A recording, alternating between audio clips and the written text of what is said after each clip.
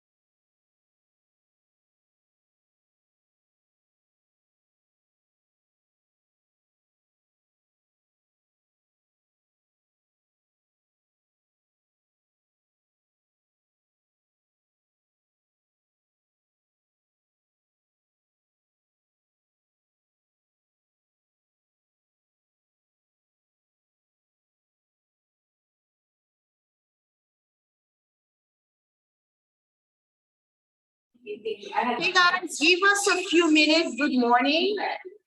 Thank you so much for being here. So, oh, hold on one second. I'm hearing an echo.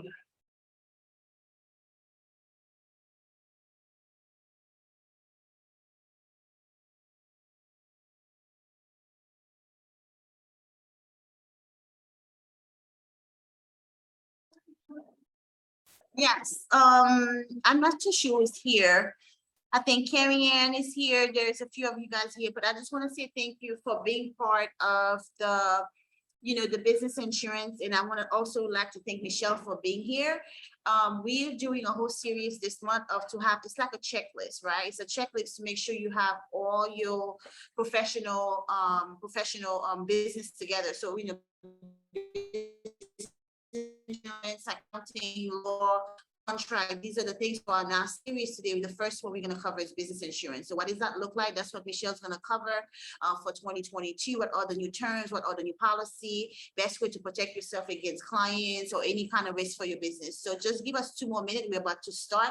And if you guys have any questions, just leave it in the chat.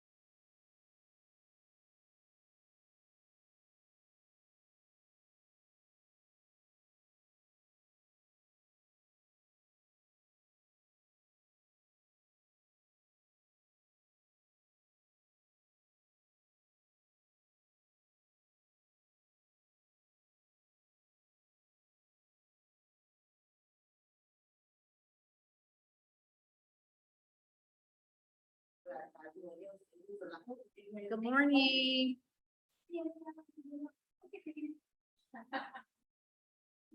Hey, how are you? Morning, morning, morning. Thank you. Okay. Yes. All right, I'll just go ahead and say good morning to everyone. My name is Michele Barnett Occhino, and I'm the principal and founding member of Bradley and Barnett Agency. So I have the auspicious task of speaking today a little bit about insurance and risk management. What I want to let people know is I'm not trying to make insurance agents out of anyone today. I want to make better business owners out of everyone. So I'm going to ask, like, 'cause I'm trying to have you guys come in because I like to have a conversation. Yeah, I like to have a conversation. And for those of you who are on the Zoom, I'm going to try to sit still. I will confess that is one of my challenges, is sitting still. So managing the Zoom and managing the in-person. So I'm going to go ahead and get started in the interest of time so that we can be considerate. So we have this 45 minutes and we can make the most use out of it. I'm going to go and just introduce myself. I had to write it just because I'm not good at talking about who I am. And so here you'll just hear, I am by training and experience over 25 years, a licensed New York State attorney. And during that time, I did most of my work was intellectual property and contracts, transactional assets and mergers. I'm also a licensed insurance broker. So you can see it up there. We do the whole thing. We do personal lines for your home renters, up until life insurance, including group health. We do not do individual insurance. And then I just listed a few other things. I'm a practicing real estate broker in New York State, and listed some of the professional places that I've worked in different capacities. And I thought this was a great opportunity. Good morning. Because often you have people who come and speak to you and they're kind of like, okay, where are you coming from? What gives you the creeps to talk about it? And so I have taken to start Bradley & Barnett Agency, I've taken my 25 years of legal experience, and I've taken, the insurance experience and put it together. But most importantly, I've taken my experience as a business owner, right? And just the infinite amount of coaching that I've done. So I'm not going to do a lot of talking at you. We're going to engage here for those of you who are sitting in front of me, and those on the internet can use the chat box. So out of all of my experiences, it gave birth to Bradley & Barnett Agency, which was really trying to find a solution to make businesses and individuals more prepared. So it's that aspect of the financial part of your business that people don't think. We think payroll and accounting, and taxation, tremendously important. But so is the insurance piece and the risk management piece, which sometimes people are like, oh, I got insurance check and I'm good. So anyways, I spend my time between New York, Texas, and Florida for a host of reasons, which probably you don't care to know about. But and our headquarters is in Poughkeepsie, New York. So we're here and we have a team in Poughkeepsie that's fairly accessible. In my free time, I love just to know people personally. I love to travel. I have an insatiable appetite for knowledge. So I read a lot, and I love all sports. So that's it. All right. So what is risk and insurance management? And what we do? What we do is we help our businesses in 4 areas. We come out and we're going to identify your business. So people like to say, I have insurance. And what I like to tell people all the time is there's no one solution. So if you have a photography company, if you're a stylist, if you're a manicurist, if you're an esthetician, a barber, everyone has different business needs. And so it's very important that you're working with an insurance agent or broker that understands your business, not just, hey, can I have some insurance? And they give you, and the cheapest, but getting business owners out of the mindset of thinking it's business insurance as a commodity. So I just want the cheapest thing. Give me the cheapest thing, but making sure you're covered, okay? We assess what you're doing. After we assess it, we're going to manage it and mitigate it, and then we're going to monitor it. And I tell people, a lot of people, I identified it, I know what I need, I assessed it, and I know how to manage it. So I need a general liability, a professional liability. But people don't monitor it, right? They don't come back year after year, 6 months, and really look at their policies to make sure that they're totally applicable for whatever your business life cycle is. I like to say uniquely what Bradley & Barnett brings to the table is we're not just an insurance broker agency, but because we have legal expertise, and a couple of members on my team are also attorneys, we're able to really, because what insurance policies are, they're just contracts. And so we're able to look and navigate and best understand the insurance policy. So I always like at each slide, I want to give a little tidbit just to give context to what we're talking about here when we're talking about risk and insurance. We're talking about 36% of all businesses file some type of insurance claim. And so that's a little over a third. And people don't realize, I think sometimes when I talk to business owners, they're like, oh, that won't be me. That won't be me. And it's like a third of you, 1, 2, 3. So, I'm not going to put it out there. No negative energy in the room, but, that goose, I'm aging myself with that one. But, every third, there's going to be a claim, and this is every year. And so it's fairly important that we get this right. And I hope I'm not drawing on my slide here. Okay. Oops, go back. Okay. So the next is our work for today. I want to level set so that whatever your expectations are, and my expectations are, I don't know why this is drawing blue, but ignore it. Whatever our expectations are that you get what you want out of the session. So what I'm thinking this session is I'd love to have each of you walk away with an understanding and a working definition of risk and insurance management, some hazards and strategies, some risk and hazards that threaten your business, and then some strategies to reduce or eliminate that, and then talk about the role that insurance plays in it. And then I want to get, make it a value and talk about your current insurance policy. So here is the opportunity for my in-person group, where this is not a monologue, but this is really a set in office hour where we're talking. I'd like to know, you see what I'm saying, what I want each of you to come away with this with. Is there anything that make it beneficial to you that you would like to get from this session that is not here? All right, we got a quiet group. Well, we'll have a question section at the end, and so you can be sure to ask any questions. All right. So what is risk? Risk is a situation that exposes you to danger, right? It can be a hazard, it's a peril, anywhere where there's an opportunity for some type of loss or damage. And that's the kind of the denotation, the dictionary, Webster, but I want to make it real. It's any opportunity that you have from a client, a third party, another business, really finding some way to actually sue you.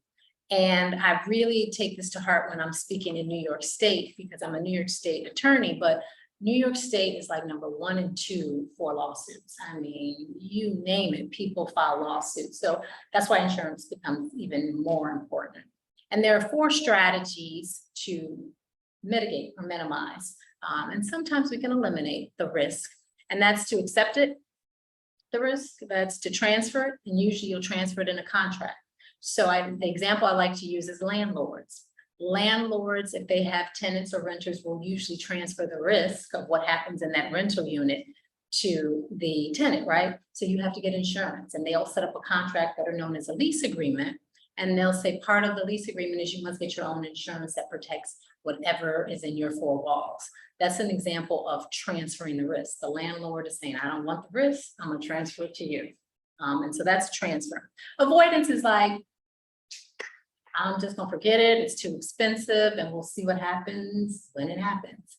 And unfortunately, a lot of business owners choose that third strategy, which when you look at the data, which I do, why a lot of businesses go out of business, it's not because they're not good at their trade. It's because they can't afford the losses that they incur because they're not properly protected and or insured. And then the last one is reduction and loss prevention. And so that's, having a checklist when, we're done washing hair, or we're done using chemicals, we're putting them away, we're wiping down sinks, whatever it may be, just to minimize exposure. Questions, comments? All right. So I'm going to talk typical beautypreneur, I don't know why face is on there, but typical beautypreneur risk. And I think what we'll do is we'll spend some time here. I like to say this is when beauty turns ugly, because this is when we incur our losses. And so I'm going to stick a pin in it and press pause. And I'd like those in the room to tell me, so that I can make this most beneficial, what segment in this beauty space you represent. People roll their eyes. For those of you not here, they're like, okay, did she get that we did not want to talk? Oh, like everybody's an adult. They can be, I'm not saying your name, your goals, just what your business is, what sector you represent. I do laser hair removal. Laser hair removal. Okay, well, yeah. That's Okay. Okay. Okay, marketing. All right. And I don't know what those on the line, they can put it in chat, and you can tell me, so that I want to make sure that when I'm talking, I'm making it most relevant to the sector. So we've got waxing, we've got laser, we've got marketing, we've got photography. Okay. Sorry. Okay, massage therapist. Yeah. You also mentioned earlier, you were talking about liability. liability as breach of tenant. Mhm. So I mean, I'm a homeowner, so I just wanted to know, just like, in your rear view, if you come up with something that has the same connotation of me, we'll get into the conversation as well. Okay, this is a little more focused on Yeah. but I'm gonna be here, so I definitely wanna make, it's of no use for me just to go through this and check them out. I wanna make this something that's interactive, that you can ask your questions and you leave here with something valuable, right? Okay, but yeah, we will, remind me at the end, we'll talk about that. Okay, so I've run down just a couple basic, risks that happen. And I think it's good to run through these so that you can see, you know, like, oh, wow, I didn't know that. And like everybody knows, we always start with these, they slip and fall. Someone comes into your space, they slip and fall and they sue you. Pretty basic. Then we go on to, you have an assistant. How many of you have an assistant, or occasionally, don't have to raise your hand because this is a, you know, a judgment-free zone. But you have someone who runs and takes to the bank or goes and gets stamps at the post office. You don't have them, you might have them, you want to be mindful of this. And if that person gets in an accident en route to taking care of something for your business, you could be on the hook for that accident, right? Whether it's the car, the broken leg, the back, the other person that they hit. And so these are things that, you know, I have a client who had a business, not a beautypreneur, but had a business. And just sort of, I'm ready, I've got my accountant, I've got my business formation, I'm good, I'm doing business. She's like, I'm not really ready for business. I got my basic general liability, but I'm cool right now. And I said, okay. And what she ended up doing was having someone run to the bank for her. And the young lady ran to the bank, took some money for her, and I had, back up, rewind. I had explained to her, I said, you know, maybe we need to get you some commercial auto insurance. Oh, I don't have a business car, so I don't need it. And I said, well, there's something that can still, an endorsement, a change, and that we can add to your policy just in case someone runs to the bank for you, someone gets your mail, and of course, she didn't need it.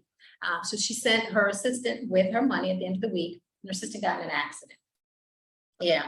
And in the accident, this is a true story, she hit another car. She was not paying attention. She hit another car. And anyways, it was 3 people and one was rushed to the hospital. I mean, we are still, the claim is open and we're over $800,000. Kills a business, right? When I started about killing dreams, kills the dreams. Now, Michelle, how often does that happen? That's the anomaly. But the point I want to get you to understand is that these are all things, everyone thinks slip and fall, and no one thinks the person that I send to get the cookies for the event that we're doing, right? The bank stop, all of those. So that these are the type of risks that I'm going to throw out just so that you can start to be mindful. Saunas, hot irons catch fire and they burn the building down. Right. It's happened.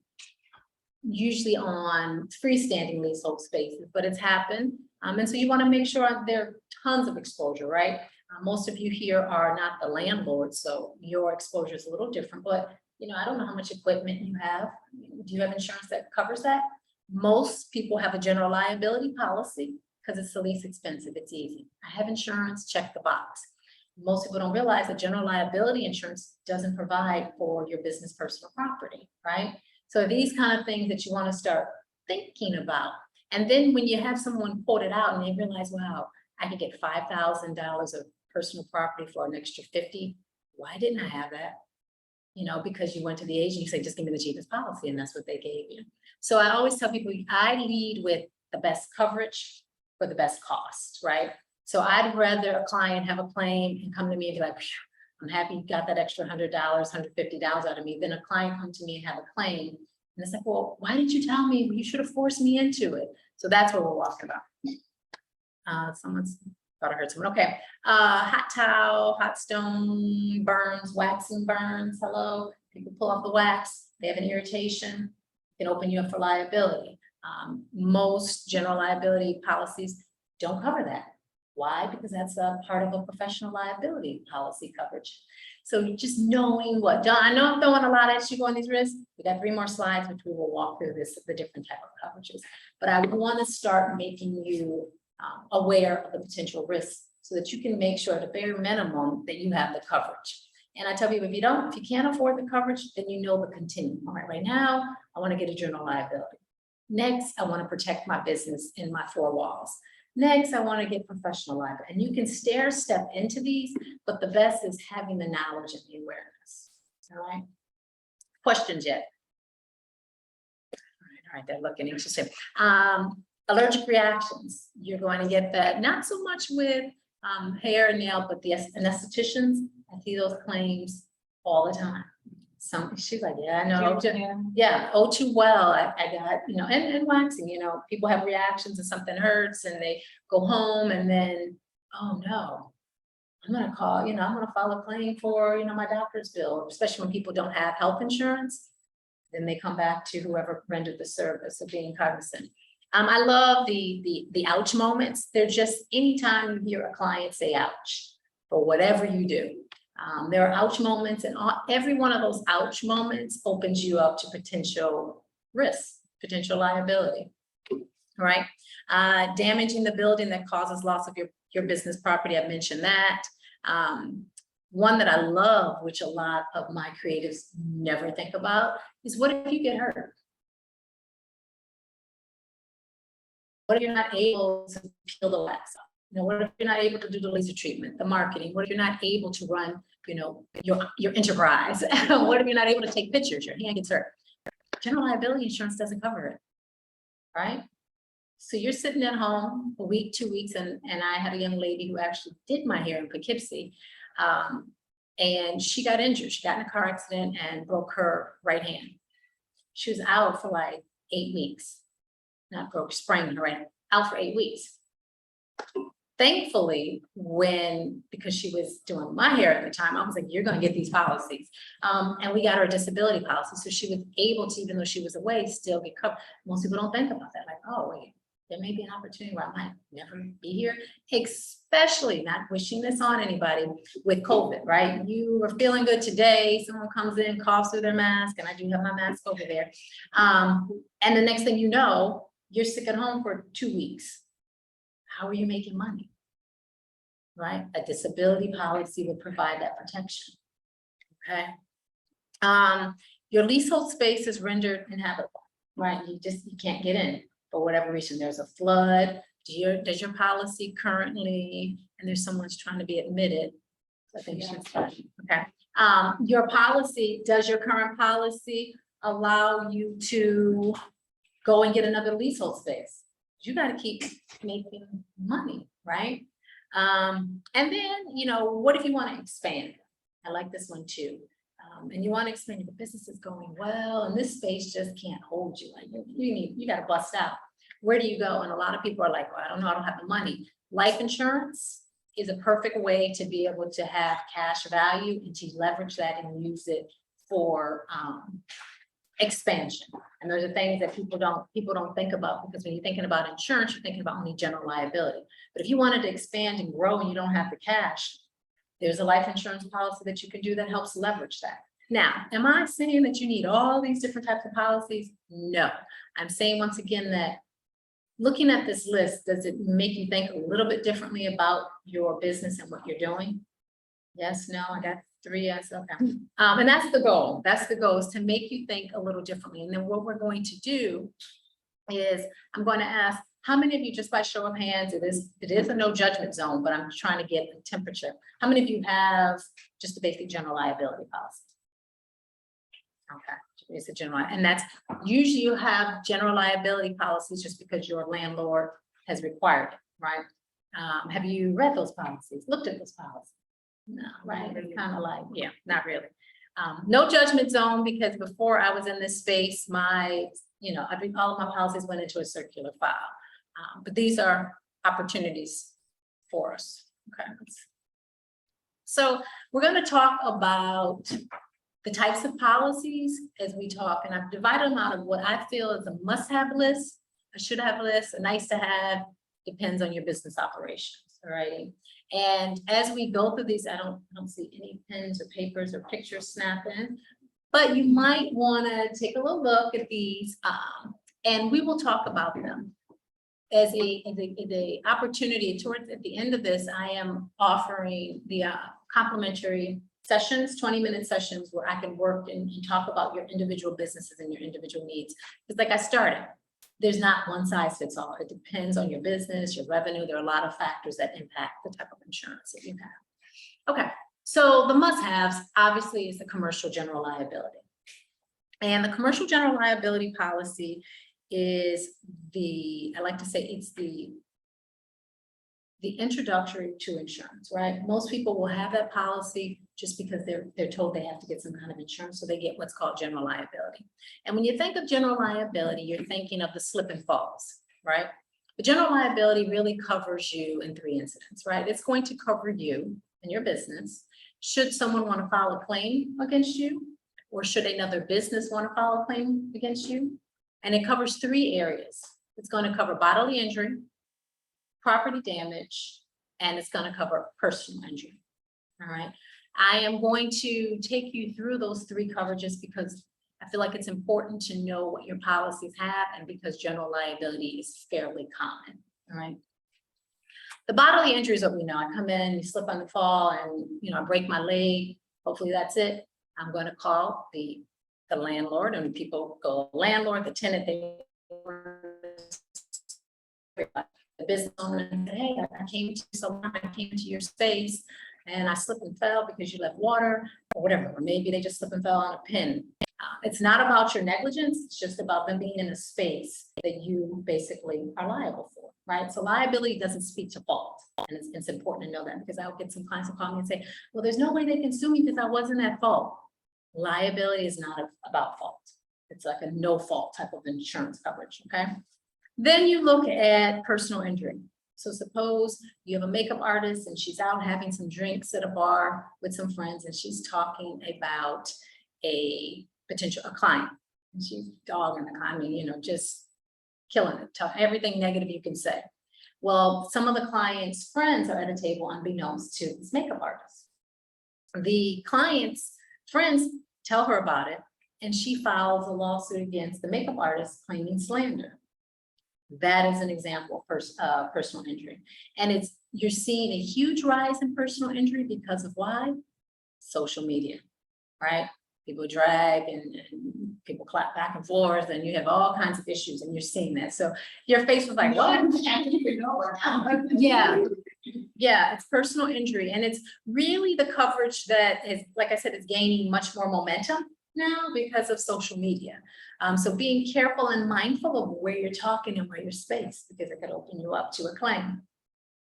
So we talked about bodily injury. We talked about personal injury. We're going to talk about property damage. And my classic is one of my clients does commercials. So she'll go on set for commercials, and she, does the makeup. And she went to one, right, I'm not making sure I stop so I don't say names. So she went to a set, and she put all of, her luggage is what I call it, put all of her product. And she set it on a shelf, and the shelf was not properly affixed to the wall, it was a little, and it fell down and it destroyed all of the props. She had makeup and lotions and all that junk in her bag, and it fell out. Well, they ended up suing her because that's property damage. She destroyed all of that. So it doesn't always have to happen in your 4 walls, right? We're thinking large here. It's like you are the business, and where you go with that business opens you up for risk.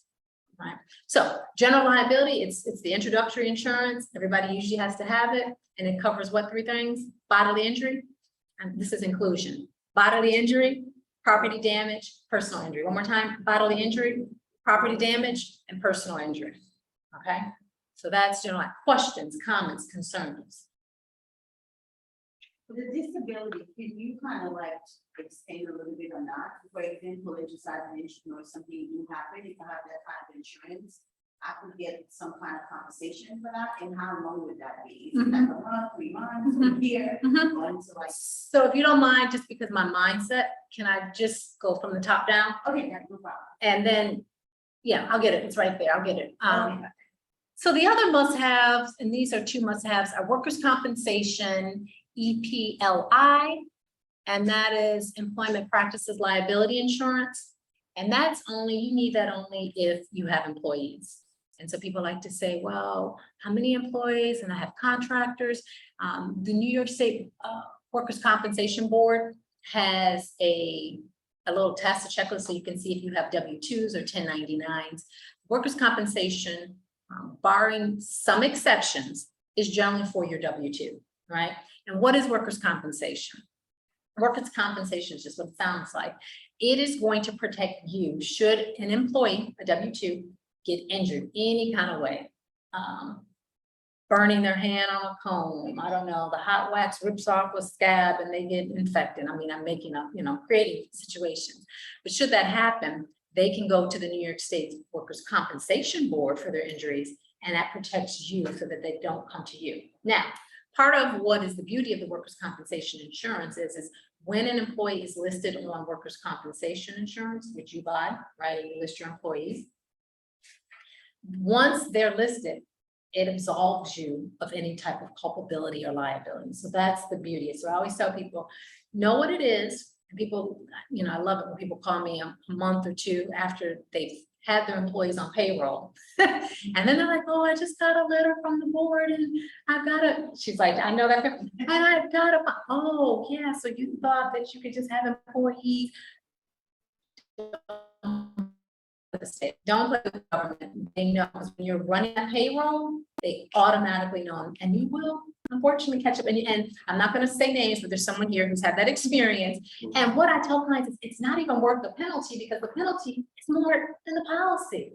And now it just depends on how long. It's based on the period. Workers' compensation. So I was going to talk about, we'll talk about it now. We'll talk about some of the factors that impact workers' comp. Workers' compensation is based on the number of employees and big, or the classification of those employees, right? So I just had a gentleman who has people who climb and do roofs, and his compensation, his workers' compensation is over the top. And he only has 3 employees, and his is like more than my client who has 50 employees. But hers are all people who work in an office, they do photocopy. So it's the classification. They're looking at how likely are you to have an injury that's going to cost us a lot of money, right? So it's the classifications, the number of employees, and then it's your payroll, right? So it's going to cost a lot more to insure people that are making $300,000, $250,000, because if they get hurt, you're going to give them a percentage of their salary than people who are making $50,000 or $60,000. Logic, right? To answer your question, it really depends largely on those 3 factors. I have seen workers' comp policies as low, because most carriers have what we call minimums, so they don't go below, as low as $300 for the year. And I've seen them, the one I just wrote is over $50,000. So it just depends on the factors, right? Okay. Employee practice liability, that is, I like to say it's this discrimination, age discrimination, race, religion. You just want to protect yourself, and that's what it is. And we've seen a rise in those. We have, Black Lives Matter, Me Too movement. So people are much more sensitive to those types of claims, and that protects you. The disability insurance is what you have to have if you have the workers' compensation insurance. So the disability workers' comp is if they get injured and they meaning your employees get injured, and we've got to find some way to pay them while they're not working.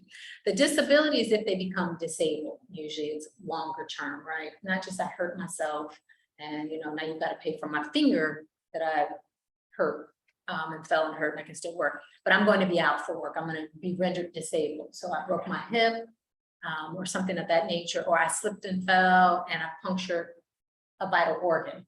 Now there are certain people that will be considered disabled, and that's what your disability insurance.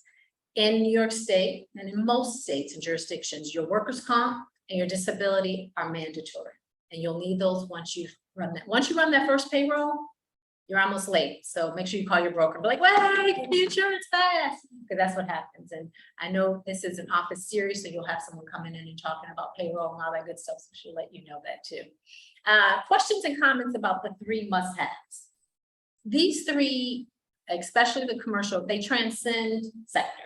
Doesn't matter what you're doing in the beauty space, you must have a general liability. Now, having said that, I go to the should-haves, right? I always love my clients, and I will always quote a business owner's policy first. Just because part of coming to a professional is you want professional advice, right? And I feel that the business owner's policy has so much more protection than a general liability. it's a little bit expensive, and we've had this conversation. I'm always gonna push that BOP. She's smiling. I'm gonna push that BOP on you because BOP is what they call it, BOP, Business Owners Policy, because of the protection. And it is a nice step up. What it does is business owners policies give you two types of protection, right? It's going to protect you on the liability. So business owners policy has that commercial general liability tucked in it. And then it also has a business property, right? So that flood, your equipment burns down, somebody steals your business equipment out of your truck when you're going, or your vehicle when you're going to a venue to do your job or whatever. That's why the business owner's policy is so important. Also, a host of features that I love about the business owner's policy, which people ask about all the time, is what about business interruption? Right? So your policy, if you have a general liability policy, won't cover you if for some reason you can't get back in the building and run your business and you have an interruption in your business. A business owner's policy, though, you could file a claim against that, and until you're up and operational, you could be getting income. People are like, oh, I gotta get this policy. A couple caveats. The business owner's policy is gonna ask for documentation, right? So they're gonna ask you, show us your last 3 months of deposits, right? Because we're not gonna give you, or not me, but the carrier's not gonna give you $200,000, sit at home and claim if you've only been making $10,000. So it has to be verified. So I say that first, right? People sit back in their chair, okay. It has to be verified. And then the second thing is how long it lasts. It can last anywhere from, it can start anywhere from 10 days up to 2 years. And obviously the longer it is, the more you pay. And it's a feature that's added on to the policy. A note to the business owners and policy is that business interruption only happens if there's some property damage. And why this is important is because when COVID happened, you know that, especially in New York State, it was like lockdown. And what happened were a lot of people were filing business owners claims on their policy for business interruption. And if you know anybody who had a restaurant or business that filed a claim, they weren't getting them. I mean, carriers were denying claims, right? Here's where you don't want just to treat your insurance like a commodity. Cheapest thing, come out the door. You want to understand your policy and have somebody that you trust that can talk you through it. Business owners' policies are divided in liability, which is what I told you, and it's divided into property. And some of the coverages are only triggered based on whether it's a liability, a slip and fall, or there's damage to your property. Business owners' policies only trigger your business interruption if there is a property loss, right? So someone can't slip and fall and have a huge claim and now you can't, mess up your floor and you can't do your business. There has to be some damage to your property. What happened with COVID was it was a liability claim, and all policies, they don't pay you business interruption if there's a liability claim. So COVID fell under a liability because it's not your fault, right? Yeah, so that's where, all policies aren't created equal, and you really have to have somebody understand and talk you through it. Right? It's not sexy, it's not fun, so I won't spend a lot of time. The other thing I love to have people have is professional liability. I love to start my clients on the BOPs and the general liability if they kick and scream and beg me, only. And then professional liability. And that's where if you do something in the course of your profession, taking pictures, doing your marketing, laser, waxing, being the entrepreneur that you, enterprise, and something happens and people can't sue you under a general liability or BOP because you're expending your professional skills, then what you would need is you would need a professional liability policy, or you need to go into your bank account. And so I tell, especially my anestheticians and my hairstylists and some barbers, you definitely should have a professional liability policy. Once you get to the point that it makes sense, right? People say, well, it makes sense when I can afford it. So what are we talking? And income, what are we talking in mind?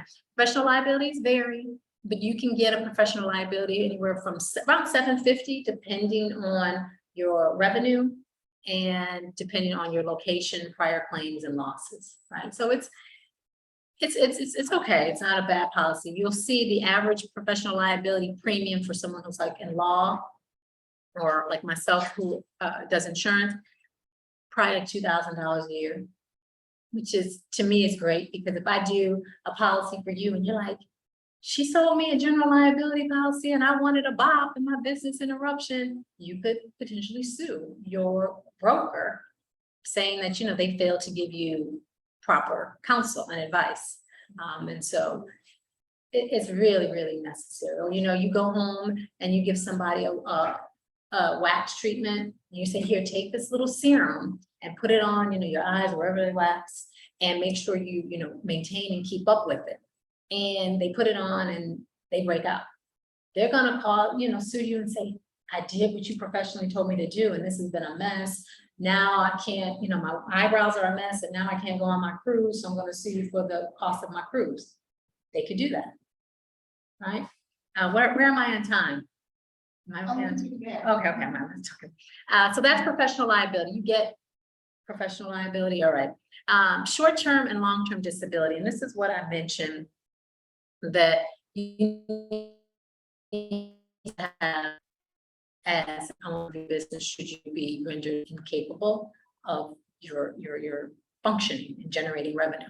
Short-term and long-term. Short-term disability, depending on the carrier, no absolutes, is generally under a year. Some policies will go up to 18 months of income for you while you're disabled and unable to work. Okay. Disabled, I like to tell my clients, is not something that is self-diagnosed, right? So you're not going to get up and say, you know, I hurt my back in the office, and so I feel like I'm disabled. No, it doesn't work like that. It has to be medically documented and you can file. Long-term disability is just what it says, it's long-term. Most carriers will go 3 to 5 years on a long-term disability policy. You can get them longer, but at that point in time, I usually try to tell my clients, it's the money you could just use after that 6 to 10 years to save it and put it in the bank.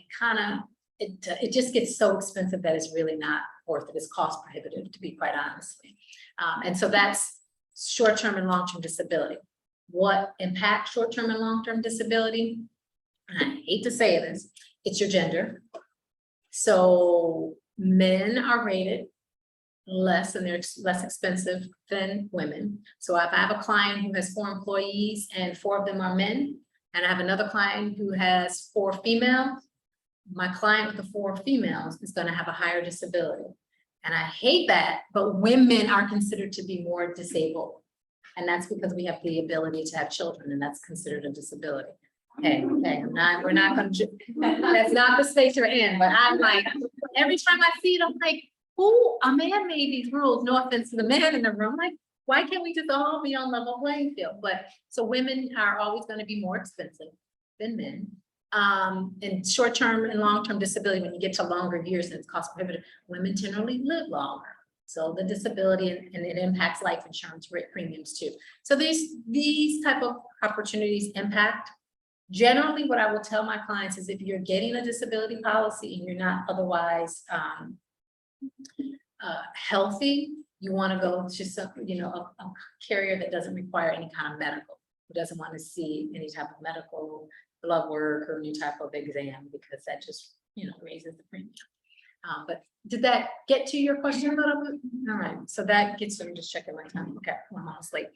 Getting to the short-term and disability. It's one of the should-haves, just because in this space, people don't realize in epidemics, how likely it is that they can get sick and be rendered. And most people are in this business because you love what you do, but you got to do it, right, to pay bills. And so that's what we're. Cyber breach and data breach, it's a wave now. Everybody is getting breached and hacked. So it's nice to have cyber and data breach policies. All of them are not created equal. I'll just say this high level in the interest of time so I can get through everything. There are 2 types. There's a first party and a third party. First party just means the person has to have a direct contact with you in order for us to cover your data breach, right? So I come in, I give you my credit card for my laser treatment, and then someone hacks into your system and they took my credit card. And I know that you're the last person I gave my credit card to, so I'm coming to you for the $55,000 that was taken out of my bank account, right? You're gonna go back to your your policy, right? What happens if I give you my card, my information, you send it to your processor, and now there's a leak from your processor, right? And a first party data breach, there's no coverage for you. Because the first party means it's just you and I. I tell all my clients, and it's right now, it's so cost effective, there's really not a huge difference in premium. Get the third party, because you never know what happens with that processing. Now you can say, all right, insurance, you gotta cover it. It's a third party connection, right? Versus the first party. So just knowing, I say that just to know all policies aren't created equal just because they say your data breach and you're covered. You wanna know the details. And if you don't know them, call somebody who does, who can talk you through them. All right, I'm gonna, questions on the should haves? Yeah. So on the should haves, you can basically, make the coverage so that the person only has the insurances that they want. It's kind of like a la carte, which is appropriate for your business.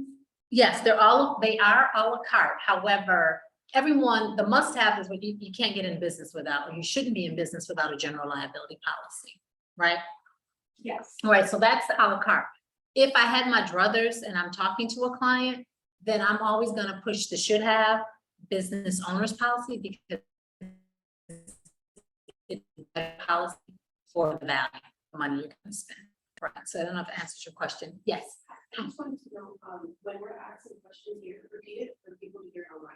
Oh, okay. Okay, so the first question I had, right? Well, no, you asked the first question. The first question was a little bit about short-term and long-term disability, why it's important, how you get it, and the premium factors. And I believe I spoke to that already. The question that was just asked was, are the list of coverages something that you have to have separately or a la carte? And I'm saying these are all a la carte coverages, and you can pick and choose. I have some clients who have business owners, who have professional liability, and then they have the commercial auto, right? So you can pick and choose based on what it is. I just have some that are, you gotta have the must-haves, and then you would never have, to answer your question, you never have commercial general liabilities and a business owners, right? Because general liability is the step one, and then you're jumping up to step 3 to get the business owners. So you'd have one or the other. But when I talk about insurance and I started listing policies, people are like, okay, but what do I have to have? What should I have? So I like breaking it out like this so that you can pick and choose, and you can talk to your trusted broker, you can call our office, and you can figure out, where am I? What do I need to be? Does that answer your question? Now, if you're talking about in a business cycle, where is a good place to start? You start with the commercial general liability. If you can afford it in your business cycle, you would get the business owners, and then you would stop and assess where you are in your business cycle. And then I always would recommend the professional liability, right? Right, that's next. Once you bring employees on payroll, then we would go to workers' compensation and disability, right? And then at that point in time, I usually touch base with my business clients every 6 months. Where are you? How's revenue going? Have you had, because you're in the business of doing whatever it is you do individually. So you're not checking for my revenue went up or down. Most of my business owners know that, but you're not seeing, oh, my operations. Like, I love it. I have a young lady who has a space up in Poughkeepsie, and she used to just do waxing, very specific. And then she started adding in a host of other services. Business got good. Never thought to call me and ask me, right? Because your policy and your rating is based on the services that you render. And she's rendering dermabrasion, skin peels, and the premium goes up for those because carriers find a greater risk, right? Opportunity for damage or injury. So I digress. So you have your business owners, or your general liability and or business owners. You're going to have your professional liability. As your business grows and you bring on staff and employees, you're going to have your workers' comp and your disability. And then I start talking to my clients to figure out what's next. You're doing a lot of internet, you're doing a lot of payments online. Let's go ahead and add the data breach, right? You're doing really well. You've got enough staff. There's an incidence, revenue is good. Let's look at disability, right? I get into the nice to haves, which we will talk about now, and that depends on your business. Once my clients are at a place where they get the risk factor, revenue and is coming in constantly, and there's a flow. And then we're looking at potential opportunities for expansion. And then we start talking about these other opportunities. And umbrella policies, okay, I'm almost wrapping up, a few more minutes. Umbrella policy is key because umbrella policy is just what it says. Whatever policies you have, it's going to add extra protection over all of them. If you have $1 million general liability and you have $1 million umbrella, now you have $2 million worth of protection. So I tell people, and what brokers don't tell clients is umbrellas are the least expensive way to increase your limits, right? So it's going to be less expensive to get a 1 million general liability and a 1 million umbrella, less expensive than it is to get a $2 million general liability policy. And the benefit of the umbrella is it's going to cover all of your other policies except workers' comp. Okay. So I would always, this general liability is like my second, my go-to. I'm like, okay, we're doing good. Business is good. All right, let's talk umbrella, right? Especially if we're talking expansion. I threw life insurance up there because I've had a client recently who's looking to expand and didn't have the cash, which we mentioned. And she was able to, with a life insurance policy that we have for, to draw cash out. So it's just another way to think about life insurance. It's not always about death. That's life insurance. Commercial auto, and this H&O means hired, non-owned. So this is what you have a policy when you don't have a business car, but you have someone who goes to the bank for you, goes and gets the donuts and the coffee for you. This is what would have protected my client when her assistant went and hit all those people, that $800,000 plus climbing claim. It wasn't a full out commercial auto policy. We could have just endorsed her business owner's policy. Endorse means make an added coverage. And we could have added that commercial auto hired non-owned. If you have people running errands for you, you need a hired non-owned, especially in New York City. You need a hired non-owned. Crime policy is just a nice to have, especially when you start to have a lot of cash. And cash seems to walk out of registers and walk out of places. A crime policy is just going to protect you anytime a crime is committed against your business, right?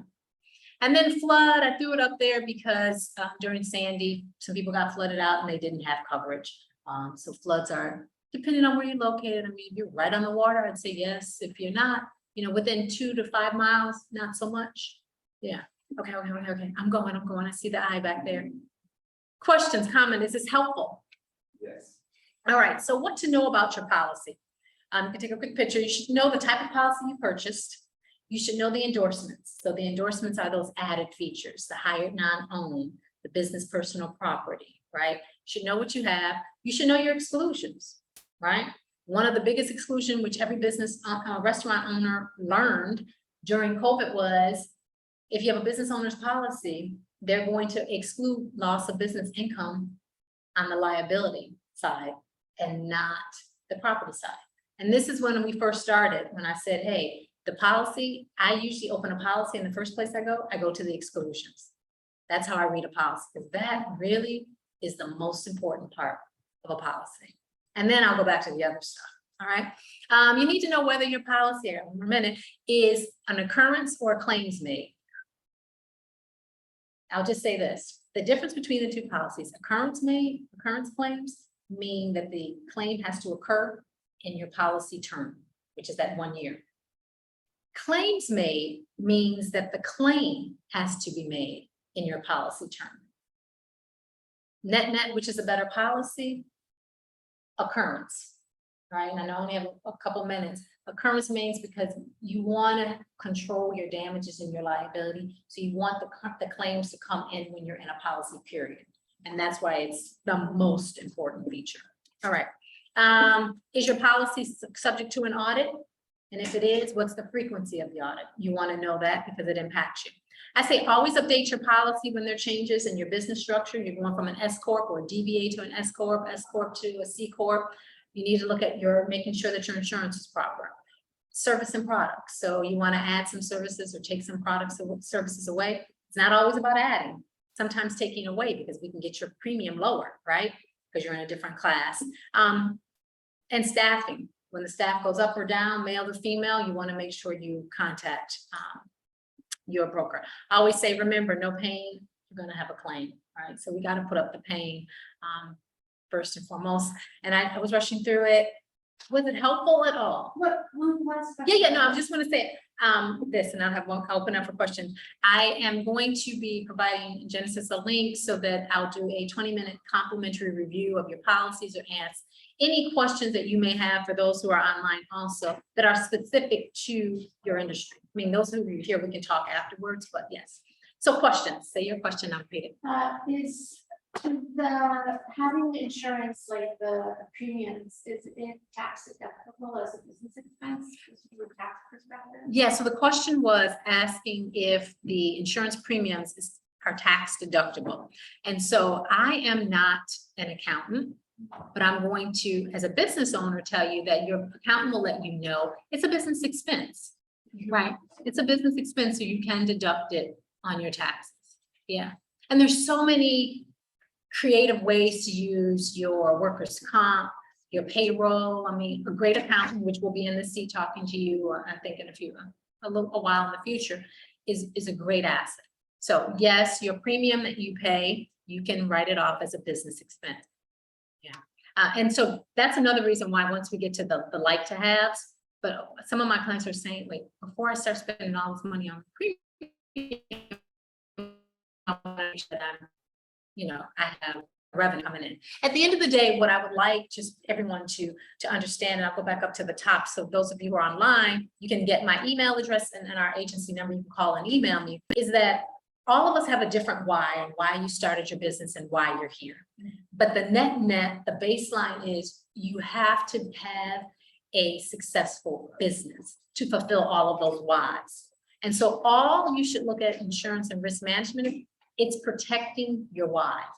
It's protecting why you get up every day and work hard and grind and hustle for your individual businesses. So I pray that this was in some way get you thinking, and if I can be of any resource or an advocate to help you, please don't hesitate to contact me.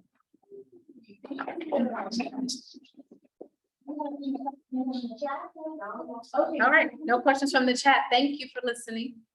Thank you, guys. Thank you.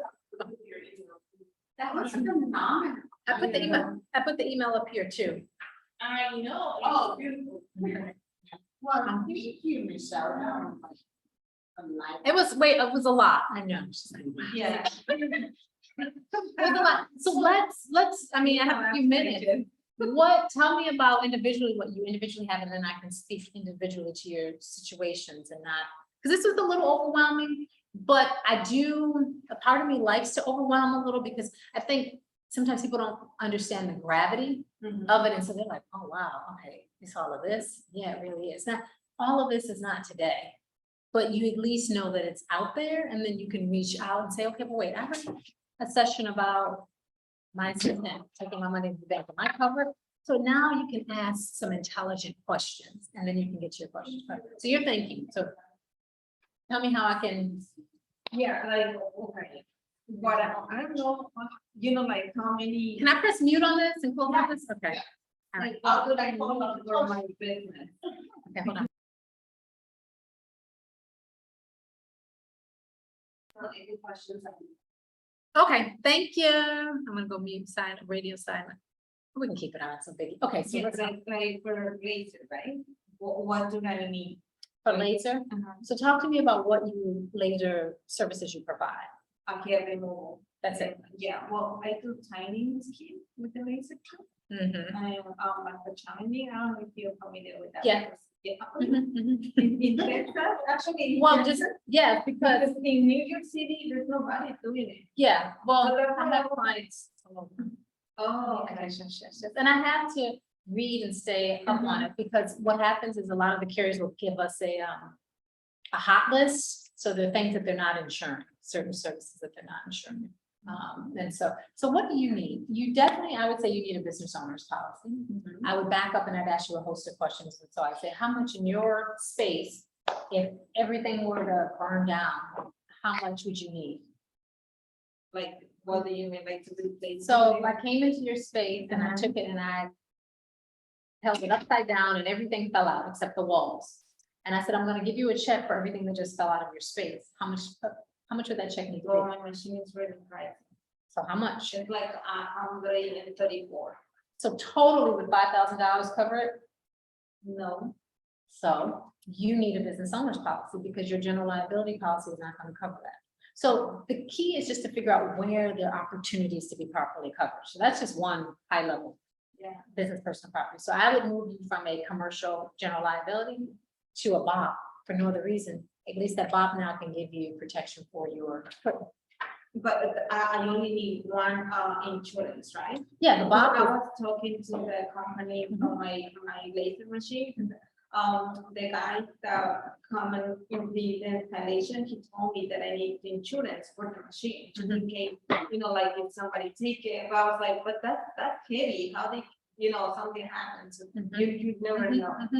And I was like, you think this is our neighborhood, why are you telling me that? And he was like, no, it's just, like your machine. Expensive, yeah. It's expensive, and this is, you don't You have to wouldn't pay need the whole thing. a policy just for your insurance. You need the right policy. So business So owner, I don't need a separate machine, right? A separate insurance. no, you would Okay. need, so let me answer that question right. You just currently have a general liability policy. You would need a separate insurance to cover just that equipment. If you were to do it properly and most cost effectively, you get one policy. And then business owner's policy, and that would cover your general liability, and it would also cover your machine and your business property, and a host of other things. Yeah. So I have a question. Yeah. So right now, one of the big things that we start doing, so, let's just say right now, I'm doing, Angelica to, if you have around the corner, you wanna promote the girls, they went to pop, is there a particular policy that could cover me for the day? And let's just something happens, I'm just saying to John, John, gonna do pop-up, I tell John to do the pop-up. So something happens to John, like you say, right, something happens. Is there a policy that's gonna cover me, or also the third party that's in the library that can come to the pop-up, if something happens with John, because it happened in the premises, covering John? Yeah, so some, do I have to repeat it? No. Okay. If you actually want to say bye, then you want to walk down. Bye, Zoom. So the answer to your